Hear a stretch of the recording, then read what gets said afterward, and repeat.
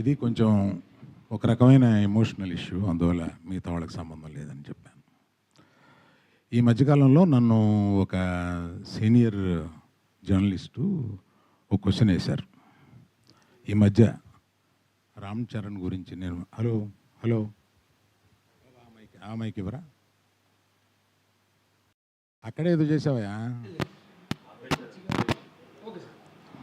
Hello.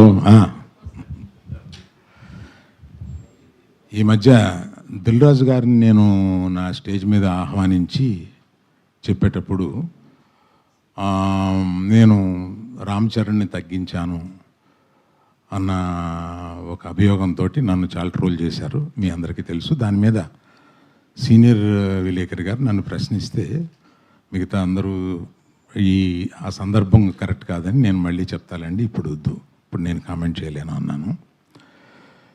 దాని మీద మీకు అంటే పబ్లిక్కి నేను చెప్పాలని అనుకున్నది ఏంటంటే, ఆ రోజు దిల్ రాజు గారిని ఆహ్వానిస్తూ ఆయన ఒక్క వారం రోజుల్లోనే కష్టాలు నష్టాలు ఇన్కమ్ ట్యాక్స్లు ఇవన్నీ అనుభవించారు అని పరిచయం చేయడానికి ఇన్అడ్వర్టెంట్లీ అంటే యాదాల ఉద్దేశపూర్వకం కాకుండా ఆ మాట అనాల్సి వచ్చింది.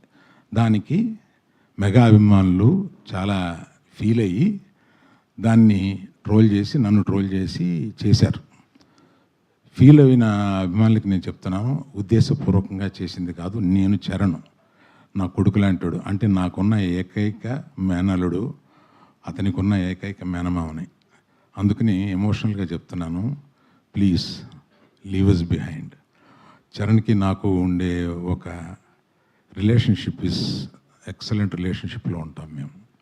అందుకని please let us leave it alone. అది కేవలం పొరపాటున నేను దిల్ రాజు లైఫ్ చెప్పడానికి అది వాడి ఉండకూడదని అనిపించిన తర్వాత నాకు.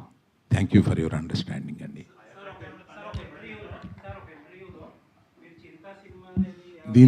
దీంతో ఆపేద్దాం సార్, దీన్ని ఎక్స్టెండ్ చేస్తే నేను ఒక్క నిమిషం సార్, ఒక్క నిమిషం. నేను ఎమోషనల్ ఇష్యూ అని చెప్పాను. నేను చెప్పిన దానికి విలువ లేకుండా పోద్ది. దీన్ని ఫర్దర్గా తీసుకెళ్తే అందులో కొంచెం ఇంకో హెడ్డింగ్ వస్తుంది. ప్లీజ్.